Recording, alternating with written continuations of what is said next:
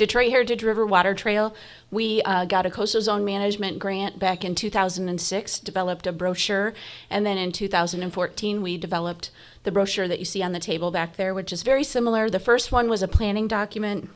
The second one is more of a paddler's resource for paddle users.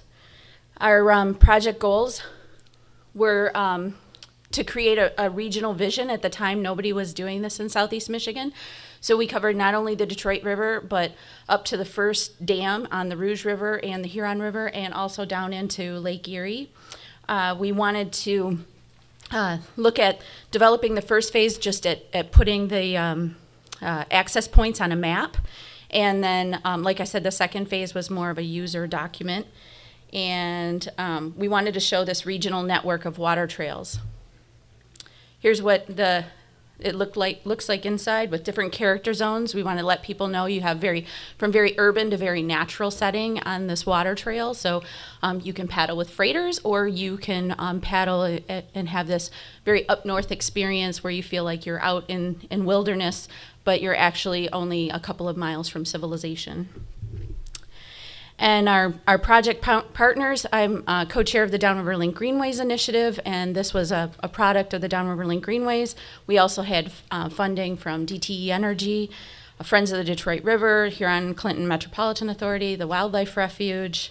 Metropolitan Affairs Coalition acted as fiduciary because at the time the Downriver Link Greenways was not a 501c3. Since then we've become a 501c3, but lots of different organizations and assistance on this project. My name's Elizabeth Riggs. I work for the Huron River Watershed Council, and happy to be with you to talk about the Huron River Water Trail this morning. It is a 104-mile inland paddling trail in southeastern Michigan, headwaters in Oakland County. It flows through 5 counties on its way to western Lake Erie. We have a number of goals for this trail that were developed with our partners about 5 or 6 years ago, and we focus not only on having fun on the river, but also on economic impact to our communities, physical activity, and encouraging connections to historical and cultural places of significance. We were thrilled in 2015 when we became designated as the 18th National Water Trail. We threw a party on the banks of the river with our supporters and our friends, and we also helped to host the first National Water Trail System Forum, I think we called it, that took place in southeastern Michigan. The work that we do on the water trail is part of a bigger, bold initiative to create a renaissance, a revitalization for the Huron River, and help to make the river the new main street for the communities through which it flows. You can't do this without a significant partnership, and we have great public and private partners, some of which are listed on this slide, and we continue to look for new partners who we haven't reached out to yet. Much of what we're doing on the trail is identifying where we have gaps in infrastructure and have invested quite a bit of resources into trying to fix up portages, access points, doing things like one-of-a-kind rails, like the one you see on the right side that was on a steep dam slope. We are fortunate to have a construction manager, Andrea Klein, who's going to raise her hand. Hi, Andrea. And then also a primary design partner with Smith Group JJR. We find projects that no one else is doing. So we have some in our urban areas. On that top left, you're going to see an old access point that was forgotten about, an old dam portage around one of our hydro dams. And so we go in there with our partners and find donors to help make those gems on the water trail. We also have a history in our organization of really focusing on branding and marketing and making sure that we have a good suite of products that people not only will find informative, but that they want to pick up. So you see on the slide some of the pieces that we've developed. Top left is our 2016 ad. We've done a number of ad buys, including Pure Michigan this year, reaching 1 million people around the country. Bottom right, we had a display at the MDOT, the Michigan Welcome Center in Monroe. Over 100,000 people saw that during the month of May. And we also have signs along the river. Trail stewardship includes large woody debris management, river cleanups, and also new this year, trail ambassadors who go out twice a year to check the quality of the trail. Culture and heritage, we've done a little bit on this so far. We have the Hull's Trace, a War of 1812 corduroy road that is now part of the River Raisin National Battlefield. And we've also done work on an automotive heritage trail district that plays up the legacy of Henry Ford along the river. We help to support 5 trail towns on the river, and have done things like put in 4-sided information kiosks, and new to come will be some new lockers that we'll be putting in. Our challenges are that we need a bit more camping. We do have some very challenging dams that are dangerous to portage around, and we also have some bad behaviors that we're trying to work on. We have a little bit too much success in some parts of our water trail. Go to the website for more. Thanks. Okay, hello folks. I'm Barbara Nelson Jameson with the National Park Service Rivers and Trails Program, and I'm going to talk actually 3 rivers. We're working with 3 different rivers, the Shiawassee River, the Cass River, and the Rouge River, and they were not able to attend the summit today, but they wanted us to talk about their efforts. So I guess we'll begin here with the Shiawassee River, and they are working to seek National Water Trail designation. And, oh, there we go. The Shiawassee River is about 120 miles, and it runs through Livingston, Oakland, Genesee, Shiawassee, and Saginaw counties.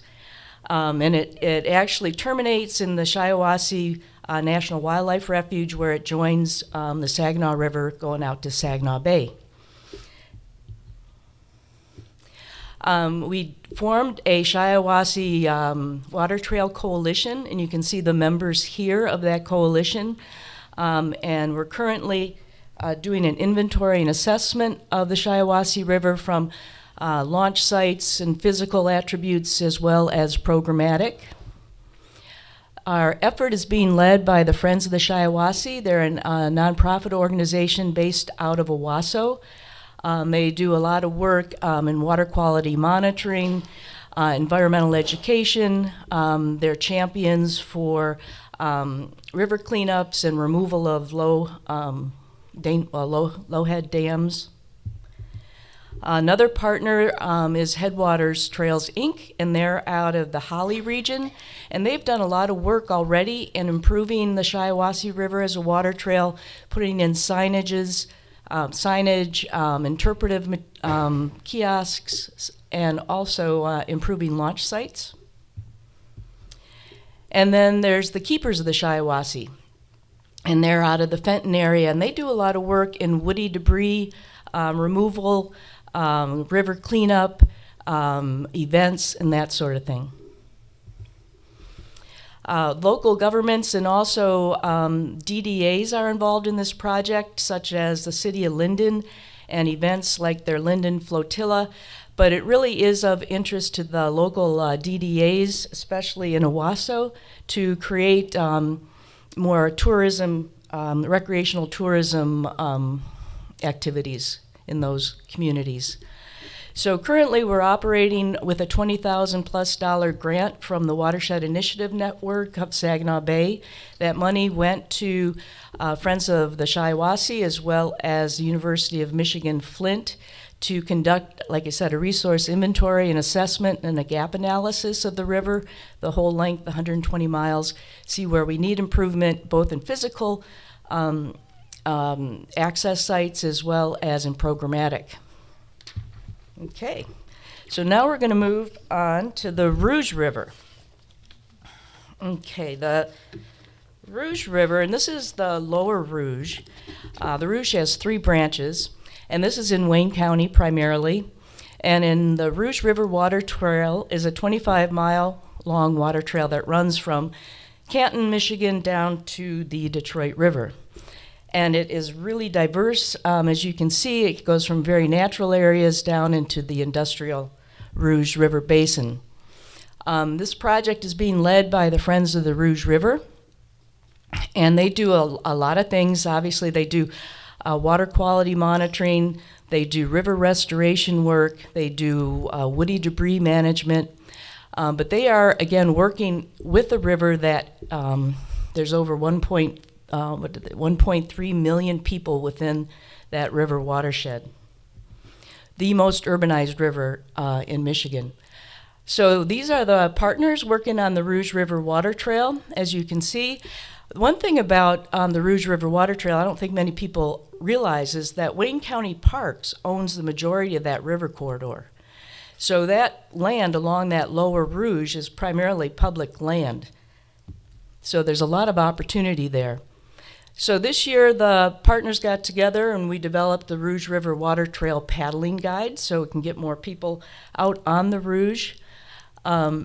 It highlights 3 different types of trips: the industrial Rouge, the area that is in and around Wayne, the city of Wayne, which is more of a natural Rouge River, and then over near Dearborn, which is more of the auto heritage component of the Rouge River. I think probably the most popular trip on the Rouge River is that Rouge Basin, the industrial Rouge River Basin, where the Ford Rouge plant is. And you can see Riverside Kayak Connection, who is one of the partners, is hosting a tour actually this coming weekend of that Rouge Basin, and it is their most popular tour.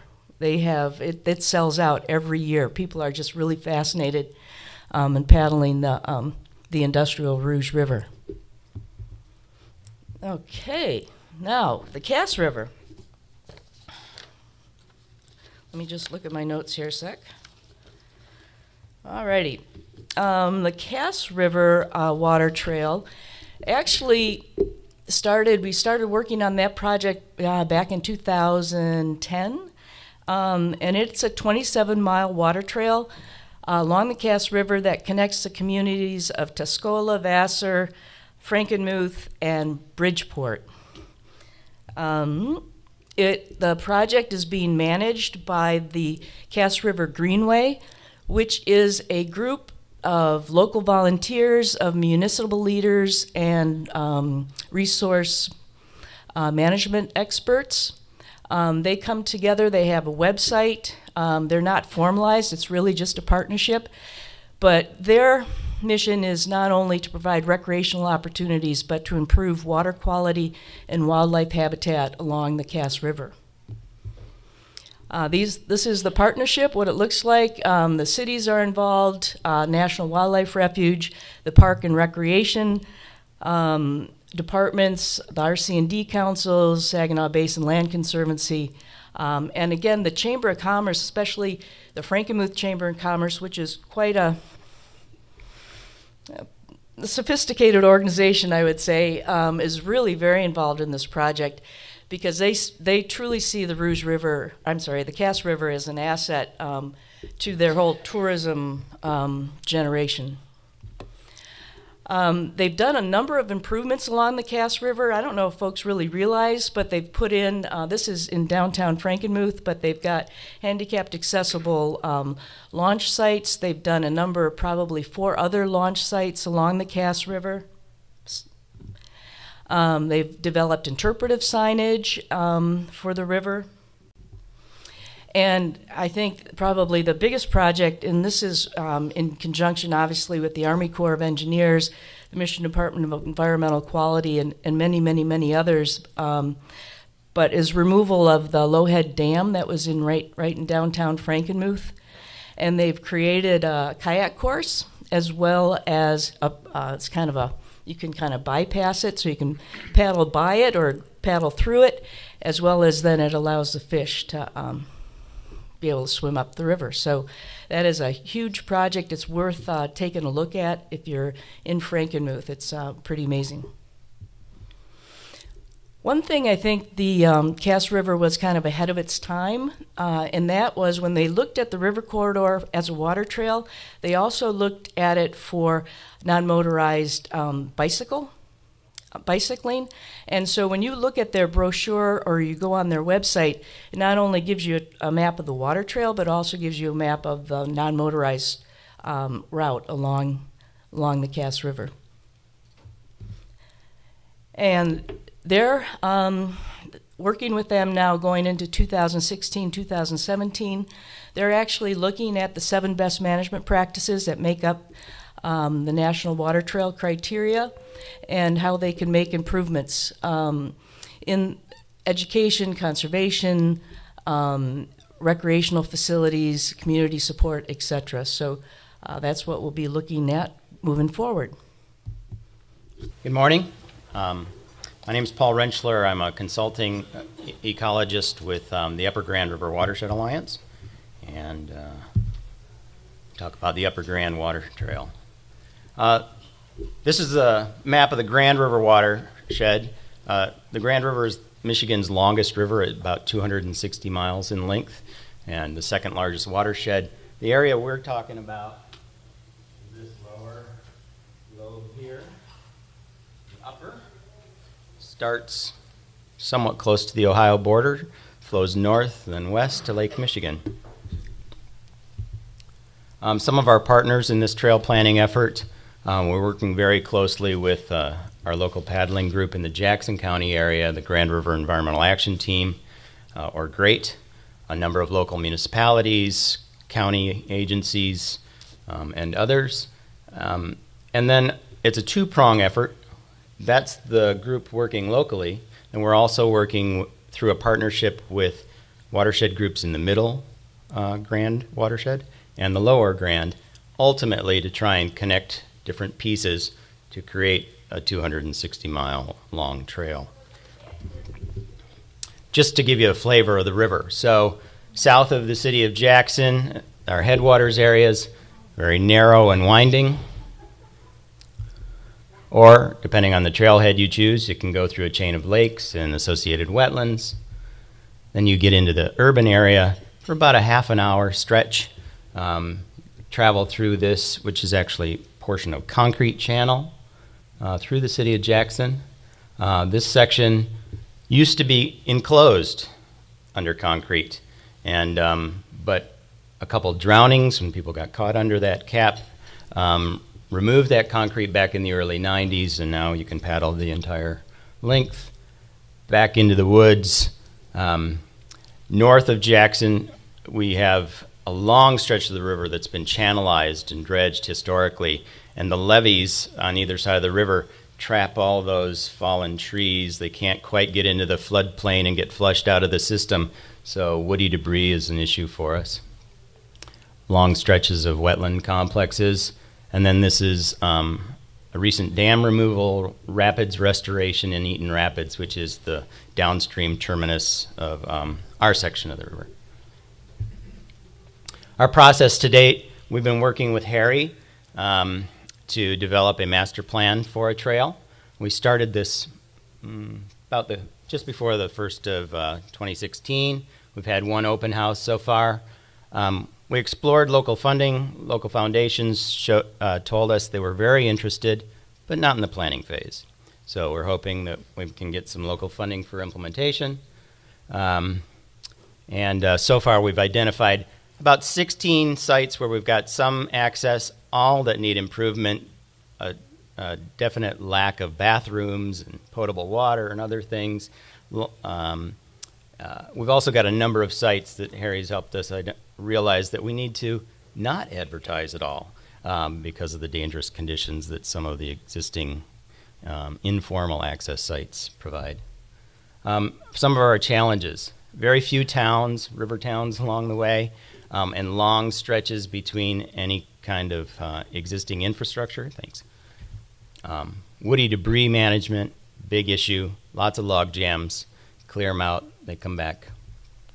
And currently no camping facilities, but one of the local townships through this process has indicated an interest in creating some. So moving forward, working with those other watershed groups and the DNR to create the whole headwaters to lake trail and continue to identify our sites and improve the infrastructure. Thanks. Okay, I used part of my 4 minutes to figure out how to advance the slides. What do I do? Oh, we're over here. Okay. There we go. I'm with the Middle Grand River Organization of Watersheds, and as you might think, it's in the middle of the Grand River, including the Maple, Looking Glass, and Red Cedar subwatersheds. Our Heritage Water Trail consists of 3 parts. One part is the Book of Maps, which is very similar to the Huron River Watershed Council's maps because I plagiarized them mercilessly. The smartphone app, so you can use your tablet or smartphone as a dashboard GPS as you paddle down the river, and I'll talk more about that. And the website, and they're all linked together with QR codes in the book, so you can go to the website from the book or the website from the app. The Book of Maps has what you'd expect in a book of maps. They're maps, and they tell you where the access points are, as well as heritage sites and hazard sites. There's information about what is at each of the access sites in terms of parking and restrooms and water and things like that. Some featured trips for beginners that essentially do your planning for you. These are the featured trips. They include some pictures of the put-ins and takeouts so that you sort of know what you're getting into. Don't expect you to read the table, but it gives you an idea that all of the access points have a lot of detailed information about them to help you plan your trip, including a river mile index so you know how far apart they are. Let's see. The Book of Maps tells you where the heritage points are, and you can go use that QR code to go to the website and learn more about them. For example, the North Lansing Dam on the website gives you pictures of what the North Lansing Dam looks like. It's something you do not want to paddle over. And if you click on the thumbnails, it brings you a high-res image so you can look at some of the details there. For an access site, it shows you what kind of access site it is, whether it's a floating dock or a fixed dock. And again, you can click on the thumbnail and get a high-res image and know what you're getting into. The smartphone app is available for free. The books we're selling at $20 a piece, but the smartphone app and the website access is free. It's only available for Android right now. We're trying to get it ported over to iPhones, not yet available. I'm halfway done. I don't know what my time is, and I'm way behind schedule. Let's see. So when you paddle down the river, you don't see this on your app, but when you enter one of those polygons, a window pops up to tell you what's going on. For example, when you're near this place, it pops up the Mineral Spring Hotel, which was there 100 years ago, gives you a paragraph about it. If you want to know more, you click on the bottom, it takes you to the website, and you can get more information about it. This is the website. And what's it cost? It cost us a bunch of money, but we had a grant for it. We had the app developed by MSU grad school students. The printing of the waterproof books is very expensive, especially with small runs. We had grant assistance. We don't in the future. We did get a grant from Quiet Water Society for continuation of the smartphone app, and the hook is coming out. And if you're interested in the app, we're interested in partnering with other watersheds to share the cost of GPS hosting. So let me know. We're interested in feedback. Thank you. Hi, I'm going to talk a little bit more about this from the paddler's perspective. Wendy Ogilvie couldn't be here from the Lower Grand River Organization of Watersheds, but I've been involved with that group for a long time. This is just to show a little bit of the layout of the Lower Grand River. We're going to start at Portland. My wife and I, Linda, who's in the audience, paddled the Grand River last year from source to sea, or Lake Michigan. And this is traditionally the headwaters. Jim Woodruff placed this stone back in 1990 to commemorate the first Grand River expedition, which is a great kind of hook for the Grand River to continue putting people on the water. That's obviously in the Upper Grand. We've talked a little bit about the portage issues around the dams. Obviously, dams are coming out. This is the Weber Dam downstream of Portland before you get to Ionia. Camping is an issue on the on rivers. This is in the Ionia Recreation Area, which does allow camping. I just don't think they allow camping here on this spot. But it's a beautiful spot as long as the river stays down. Elgro had a spring forum, which was very successful in putting a bunch of people on the river in Ada this spring. Had some help with that from Grand River Paddling, which is doing a lot to put people on the river. Talking about access points, this is not one of them, although this is Leonard Street in Grand Rapids. These are 3 guys that were paddling the whole river. You can see where there's a will, there's a way. Paddlers do usually get on the river one way or the other. They did have a problem getting across the dams in Grand Rapids. Both boats capsized. So that unfortunately will change when we get to remove those dams. There's just a couple pictures from Expedition 2010 coming through Grand Rapids. Obviously put a lot of boats on the river.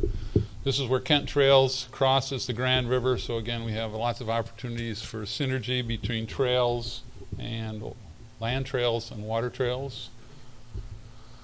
This is an event Linda and I put on in Jenison at Boynton Landing, the Grand River Rendezvous. We had 13 people in August that paddled a section of the river.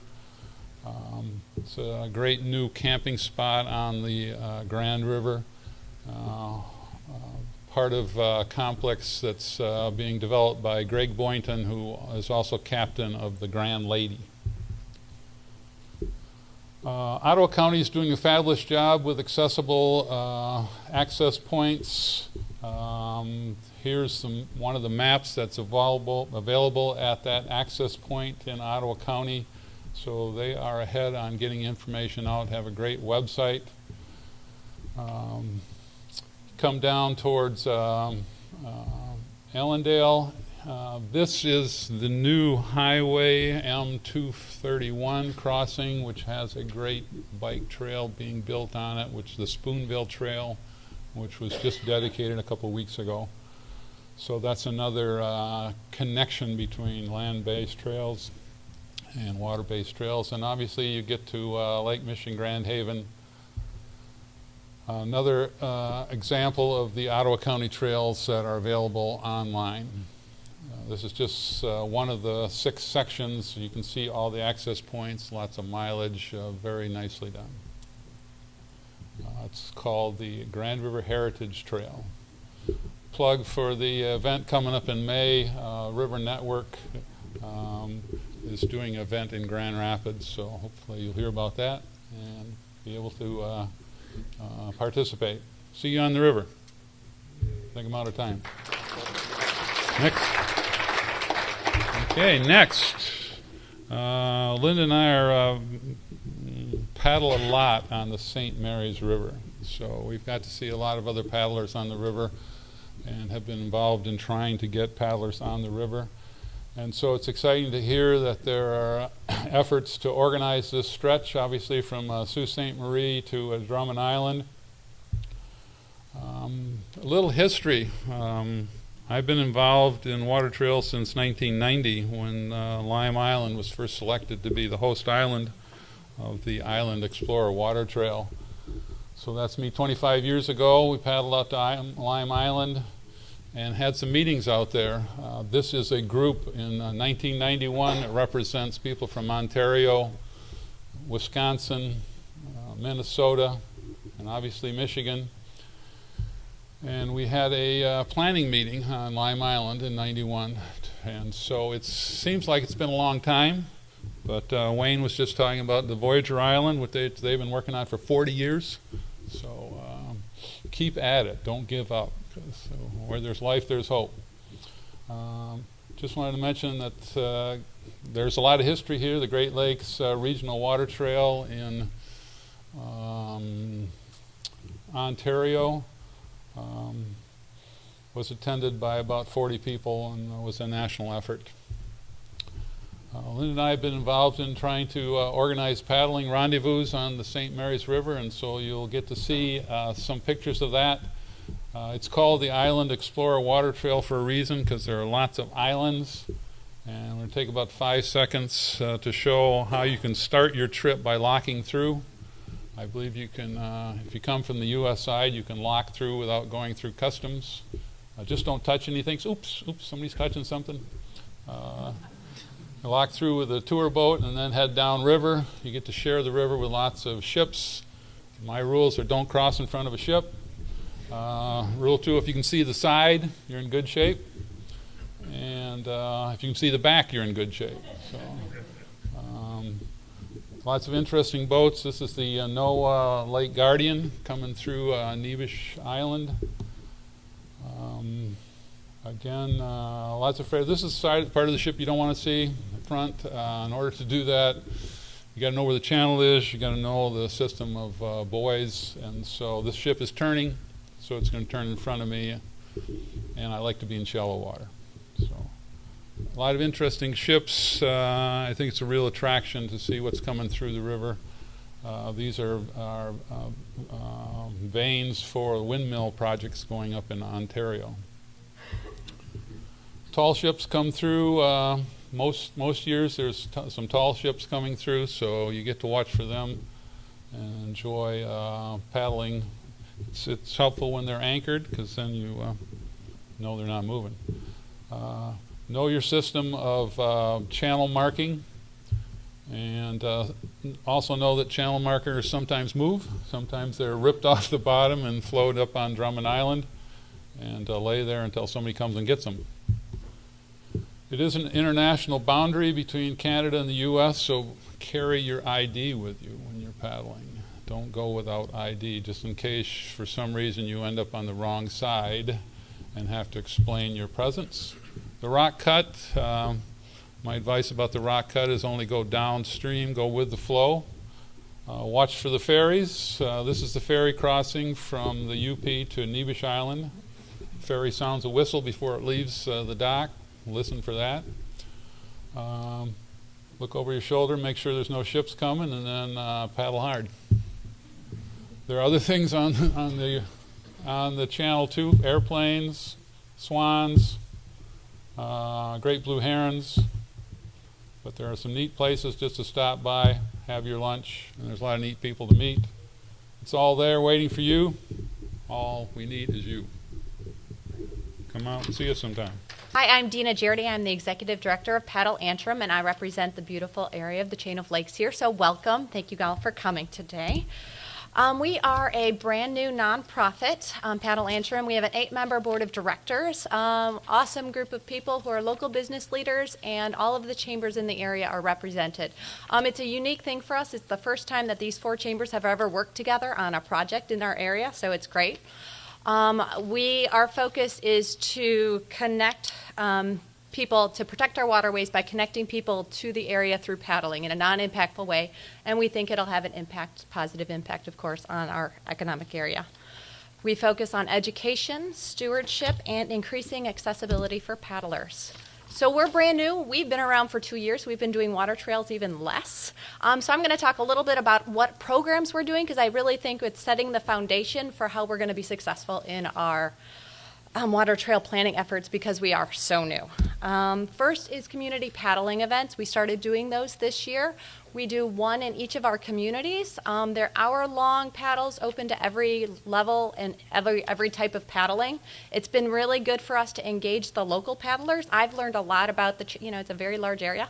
I've learned a lot about, different areas and things through these from people we've met through these paddles. And it's a good way for us to get our name out there and awareness into the community since we are so new.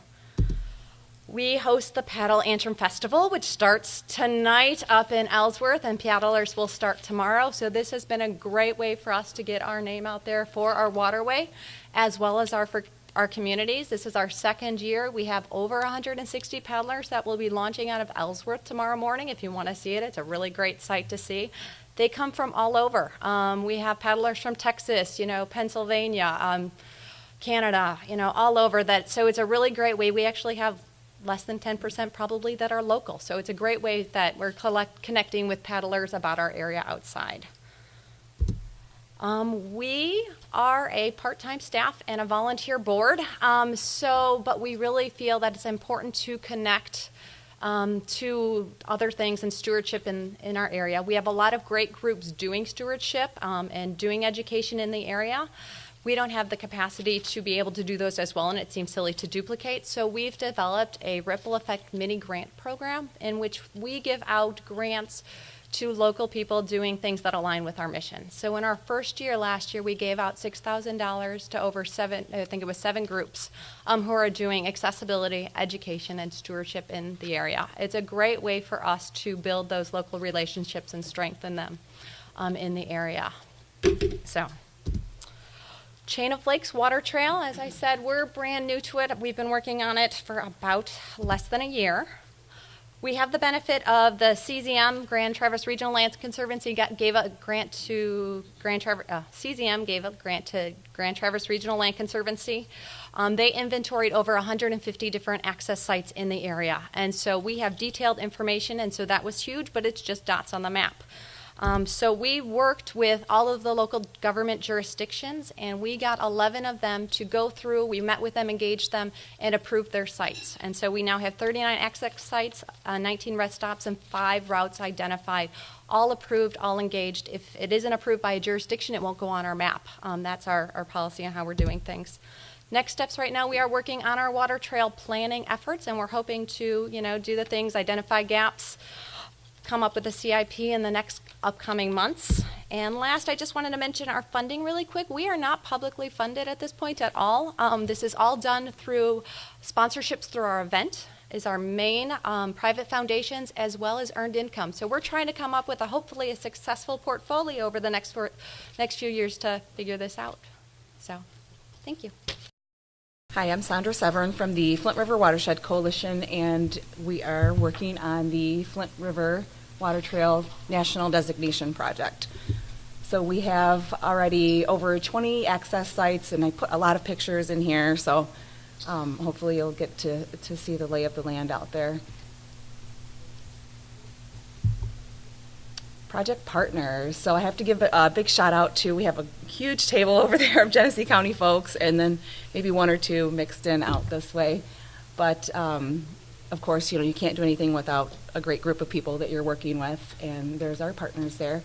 The Genesee County Parks owns a large portion of our river corridor as well, and I believe it's about 3,000 acres of their land surrounds all of the Flint River, a lake, and a reservoir. So why national designation? And we say, why not? we already fit the criteria. We're collaborating with a lot of groups, and of course we have our access sites. We've done the inventory and analysis, and then our mission is there above. So our goals, like many of you, we want to promote the water trail, we want to support local efforts, enhance partnerships, just build what we've been working towards for years, and so increase the connections to land trails. We have a lot, it's about 50 miles of land trails going through along our river as well. So out and about on the water trail. You'll see some of the connections to the land trails above there, the Southern Links Trailway. We have the Flint River Water Trail, the Flint River Trail, which will be a part of the Iron Bell Trail as well. And we have some interpretive signage, rest stops, access points, a lot of fishing. We have a huge bass and walleye fishery in our watershed, so that attracts a lot of kayak fishing. And there's our contact information. Thank you. Hi, my name is Kevin Haight, and I'm here to talk about the Pawpaw River Water Trail. We've always had a beautiful river. We've always paddled it, but this year we're actually working towards making it into a the actual water trail. So this is the map. We go from Pawpaw down to Benton Harbor. So about 66 miles below Pawpaw. This is actually going automatically, so wait a minute. So one of our access sites in Lawrence, So we have several access sites that we're working on. Like I said, there's 10 access sites. We have a bunch of crossings, and I'm not sure why this is going automatically, but anyway, we use bridge crossings. We have public access sites. We've divided the river into about 20 segments that go from 1 to 9 miles. We took out a dam several years ago. Now it's a nice place to have a riffle. We do community paddles. That's and that's been really successful this year to build support in different parts. One of the most important things about the Pawpaw River is our floodplain. So we have a beautiful floodplain corridor that's 60 some miles long, and it's why people come to the Pawpaw to see the wildlife that we have in the flowers, and it's been undeveloped pretty much. So it's a great place in Southwest Michigan to see nature, and you can do the whole 66 miles and count the houses on one hand. So it's an amazing corridor, and the river varies a lot. We have shallow water places where you can see the gravel bars. We have slower parts. There's lots of variety from high banks to clay banks. We have lots of oxbows, quiet water areas, but then it picks up over gravel bars. We've always done a lot of cleaning up of the river, but now we're focusing on the tree falls, because that's always been the biggest problem with any sort of long distance paddling on this river are the tree falls. But we're making progress, and this winter we will have opening up a lot more areas, and we're going to have a series of beginning and intermediate level segments. Right now there's 2 or 3 segments that we feel comfortable that are beginner friendly. But this is the sort of thing we're working on, and this river goes through areas that are always going to have adventure sort of segments.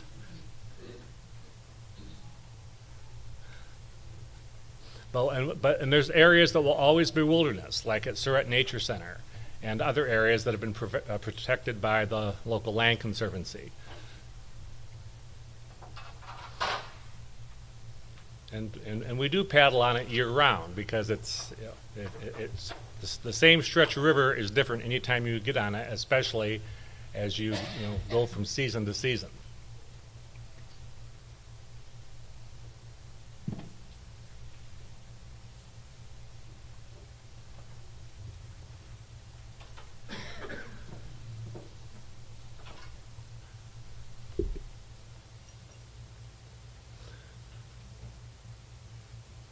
But check us out next year, because we're going to have most of the segments of the 68 mile long trail should be open next year.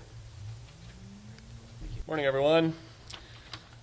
I had a joke that I was going to start with about a PechaKucha and a Chautauqua walking into a bar, but my wife advised me against it, being the nerdiest joke that she'd never understood, but also that I wasn't a stand-up comic. So my name is Brian Huggett. I work with the Potawatomi Resource Conservation and Development Council, and I'm lucky enough to be working with, wrong way.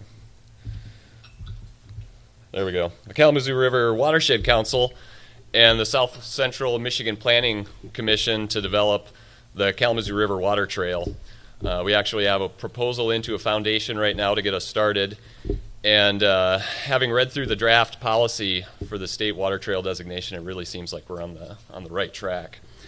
So the Kalamazoo River starts, the north branch and the south branch of the Kalamazoo River come together in the little post-industrial town of Albion in Calhoun County, and it winds 125 miles through Calhoun, Kalamazoo, and Allegan counties through the towns of Marshall, Battle Creek, Kalamazoo, and Allegan before it reaches Saugatuck and Lake Michigan. Some of the lower section of the Kalamazoo River has been designated wild and scenic through the state, and in 2006 the river was designated as a watershed heritage water trail, and so a lot of the groundwork was laid to kind of to get us going, to understand where we have these heritage access sites and where we have public access sites. You know, the Kalamazoo River is probably most recently known for the Enbridge oil spill that happened 6 years ago. And what that really showed a lot of people in our area, and, you know, probably the rest of the state, was that when something is taken away from you, it really shows you how important it is. And if there's one thing that we've learned is that, you know, the Kalamazoo River is both fragile and resilient. And kind of the upshot, at least, of the oil spill is that Enbridge put a lot of time and effort into developing public access sites for the citizens. And so, you know, we can, not only did they take the Ceresco Dam out, which really opened up a lot of the river, they put in at least 3 really stellar public access sites and augmented a lot of the other ones that were in our area. So on any given day, it's really, you see boats in the back of pickups strapped to the top of cars any given day during the summertime. So it's a positive outcome that's happened because of that particular event. And it's really kind of raised the level of stewardship and environmental consciousness in our area. At least I can think of, right off the top of my head, 7 dams that are being either removed or considered for removal on the headwaters all the way down to Kalamazoo. So this is a really exciting time on the Kalamazoo River. And one thing that we've also learned from, well, you know, in working with the Kalamazoo River Watershed Council and all the hard work that they've done over the last handful of years, is they've really developed a terrific program of public stewardship. We've got these Crazy for the Kazoo and Canoe the Kazoo river events that happen all along the main stem, and they get hundreds of people out on the river throughout the course of the summertime. So, you know, as we look to develop a state water trail or a national water trail, we've got all the groundwork that's there in this broad public support with all these federal, state, and local partners with us. So thanks, and thanks. Hello, I'm Jamie Way. I'm from the West Michigan Shoreline Regional Development Commission out of Muskegon. And I'm actually here, I'm the GIS technician, and I didn't work at Windsor Dick when they did the initial plan back in 2013, I believe. And Kathy Evans had another, a lot of you probably know Kathy. I see a lot of shaking heads. So I am here. So bear with me. There we go. Oh, wrong way. There we go. So the West Michigan Shoreline Regional Development Commission worked on the water trail plan back in 2013, getting local governments together, trying to create the plan initially. They set up goals and objectives, you know, visions for what we wanted the water trail to be in West Michigan.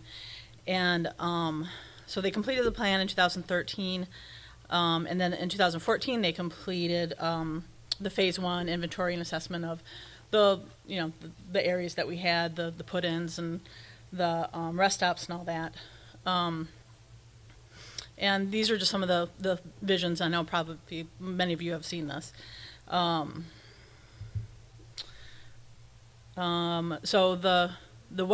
we were kind of in charge of Lake Michigan West. And after the assessment, we had 39 public access launch sites, 15 campgrounds on the shoreline. And we did pretty much from where are we down here? From Ludington, kind of all the way down to, yeah, you said it. I'm blanking, sorry. Down to, what is it? Thank you, Holland. I don't know. And just kind of assess that whole area, the rivers along.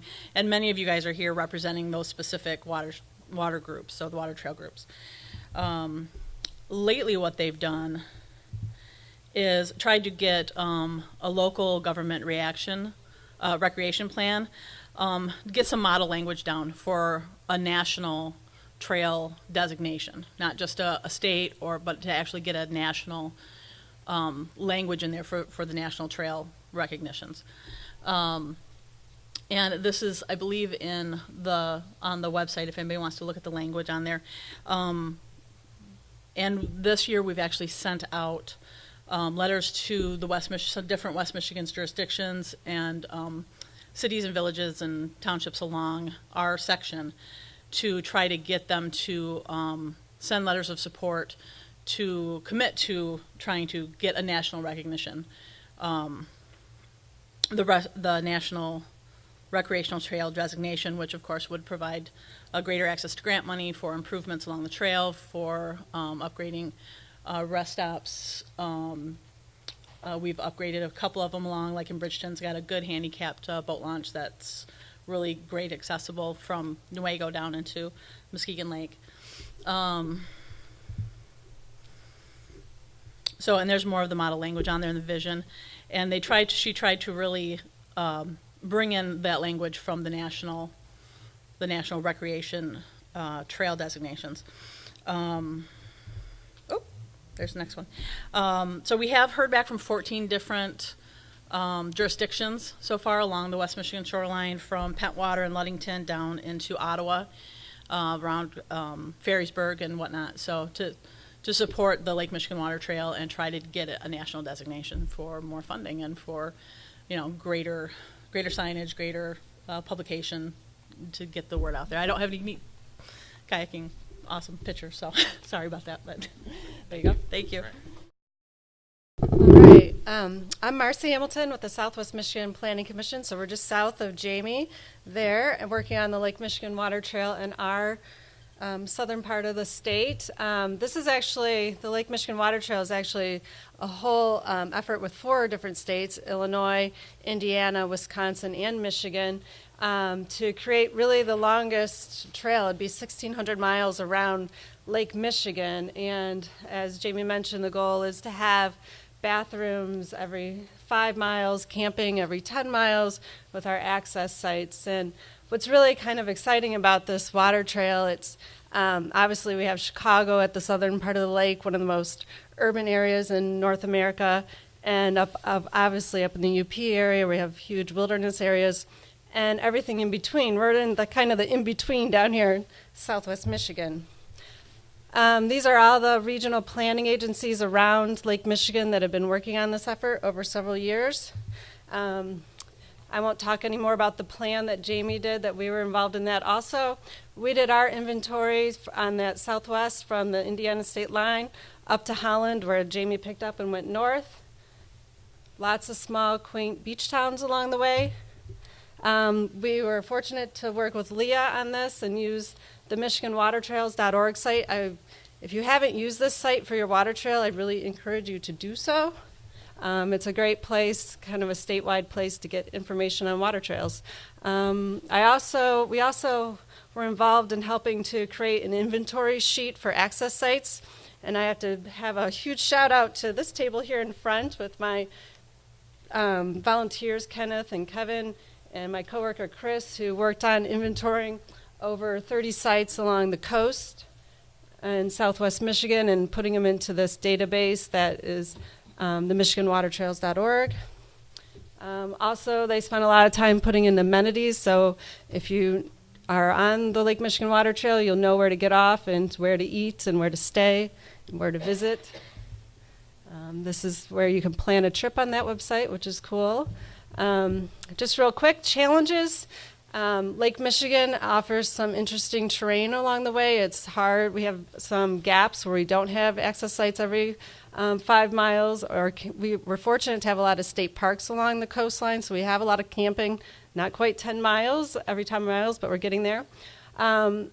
Working with 4 states and 1,600 miles, getting coordinated signage is going to be a big challenge that we're looking into. The other thing, we worked with Cindy from Recreation Access and Accessibility is a huge issue on Lake Michigan with some of the steep slopes and sand dunes or long beaches that you have to, actually this year not as long because the water's up, and I was actually at a site that we looked at in Bridgman and we put a nice paddler's plaza here. Well, that was last year. This year that would have been underwater. So a lot of changing lake levels makes it very interesting on Lake Michigan. our conflicts, especially in our big harbors with freighters, other boaters, and the beaches, the swimmers, a lot of conflict and safety issues on Lake Michigan, a little bit different. We don't have to worry about woody debris on Lake Michigan like y'all, but we have other challenges. So the other challenge is to keep all the information updated. The whole coastline of Michigan and keeping that database updated on access sites is definitely a challenge in getting people to do that. But we're working on that. Our next step is just to work on enhancing our existing sites, and obviously we need new sites in those gap areas that we have, and we're also working, as West Michigan is, getting all that information in a local recreation plan so we can access more funding, and again, that coordination of marketing and promotion. So that's it. Apologies, I am not Ruth Ogawa. Ruth is in the chair there in the yellow shirt at the table I came up from. Ruth is the president of the Lake Superior Watershed Conservancy, and she hired me. I'm Joe Jazvac, the executive director of the Conservancy, so she could sit down and enjoy the story rather than have to be up here sweating, telling the story. We've got a lot going on the North Shore. I should say I'm Canadian, by the way, and it's a real honor to be here. I want to thank you for the welcome. I've had a wonderful week. I came down on Monday for a Conservancy event up in the Sioux.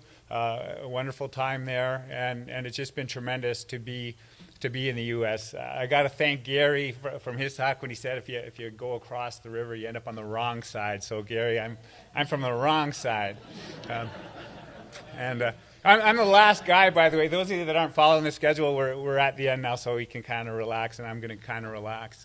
But on the upside for the guys on the wrong side, remember those folks from the St. Clair River that were having a party, and the wind came over, and suddenly there's an overwhelming number of hundreds of Americans over-refreshed, a new term, and Canadians are the people that, and I went to school at UBC in Vancouver with a guy from Kansas, and he said, Joe, watch this. And he was another Joe DeGeese. He would bump into people with his shopping cart. This is an American in Canada. You bump into a Canadian, and they say sorry.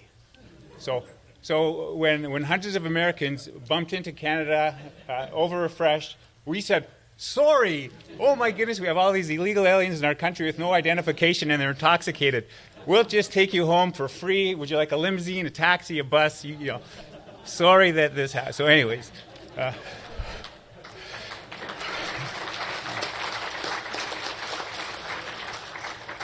And that's what it's all about. Before I came here, before I had a positive experience this week and got real excited about my new American friends, I thought, I want to talk about getting connected. And it came up, I wrote down Deanna's presentation, probably didn't even aware of what you're saying, in Chain of Lakes. It's about connecting. And our board, and there's a number of volunteers, contractors, our president, as I said, we've got a lot of Americans, Canadians. I don't even know who's who anymore. We go across the border seamlessly. It's wonderful. It's international cooperation. I couldn't tell you who on our board and contractors is American and Canadian, to be honest. Some of them I would know, but I'd get a lot of it wrong. That's how seamless it is. And that's what's going on up on the North Shore right now. We're trying to build a trail. We got $1 million. We're trying to build about 600 miles. We're moving along really well. We're trying to connect the country basically as part of the great Trans-Canada Trail from coast to coast. It's our 150th next year, July 1st, 2017. We're going to have a great new trail, and the top of Superior is going to be the water trail portion. They call it the crown jewel of the whole Trans-Canada Trail. This is our conservancy. You've seen a lot of words. Lake Superior Watershed Conservancy, and I described what we're about. The watershed around Lake Superior, not as big as some might think, especially on the South Shore, but that's where it all starts. That's the headwaters. It's about as far upstream you can go in the Great Lakes. So there's again what I said in July 1st, 2017. We're going to have from Atlantic to Pacific to Arctic, and mostly hiking, multi-use, biking. But there across the North Shore, it's rough terrain up there in the Canadian Shield, and the only way across is on the water. You can't walk, bike. So we came up with a plan. We worked with communities. The exciting part is that we brought together, native communities, small municipalities, groups of people living in unorganized territory, 50 of them volunteering, coming out of their places and saying, yeah, we want to be a part of this water trail. We want to put ourselves on the map. So we got $1 million, 15 partners, 15 primary access points, and there it is right there. Even lighthouses, national parks, provincial parks. Everyone came to the table. Everyone wants to play. So it's a good story so far. Lots of partners. The it's really, for us, it's very empowering to have a strong First Nation. Our local First Nation on the North Shore, they got hydropower, they got a lot of wealth. It's a highly engaged community, so it's a tremendous partner for us. It's a good opportunity both ways for cooperation to set an example that way. A mutual benefit. PechaKucha National Park, you paddle the coast there. What do we got? All right. Cities at both ends, Sioux, Canada, and Sioux Thunder Bay. But as I said, Sioux, Canada is not far from Sioux, Michigan, and the partnership and the seamlessness. And all this trail, the Trans-Canada, our water trail, connects to all your water trails. It's all connected. People see that on a map. Where can we go? Where can we go this year? Where can we go in a lifetime? What can we do year after year after year? You get out there on the ground. The FaceTime is important, talking to people. These are the kind of things $1 million gets you. Clevis Mulchum toilets, bear-proof garbage cans, accessible docks, so you can get in and out of your canoe or kayak. It's access for everyone, for me, for you, for our friends, any age. A great way to get on and off the water. Communities love it. A couple of these, when we were putting them in last month, people are waiting in line to use them. They're hungry. They want this opportunity. All right. Lots of good times. All right, I think that's the last one. So we're trying to connect it and put it all together, and that's really the most important message in all of this, is by working together. My kids are going to school in Canada, so we got to be global citizens, and this trail, it gives us a chance to be international cooperators working together, because we got to do better. It's so ironic. A Canadian walks in, what's next door? But they're talking about incarcerating kids and security. If there's more of us, there's less of them. They do great, important work. But when you don't connect people to nature and give them opportunities to develop and connect and become the type of person that has experiences that are positive and has a voice to find a positive path in life, then there are less of us and more of them. And if you ask folks who wanted to trade jobs, I bet you in that room next door, a lot of them would love to be in our job. And I honor the important work they do more than anything as a parent of 3 kids, and I got 2 teenage boys. But the better we do our jobs, the bigger this room gets. So folks, let's work together. Thank you.